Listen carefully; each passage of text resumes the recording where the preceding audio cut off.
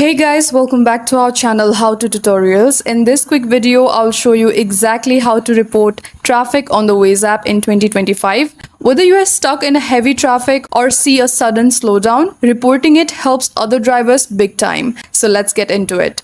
First, open the Waze app and either start driving or begin navigation to any destination. I'll keep it to work.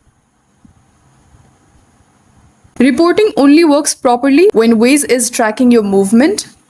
Now tap Go Now at the bottom right corner of your screen.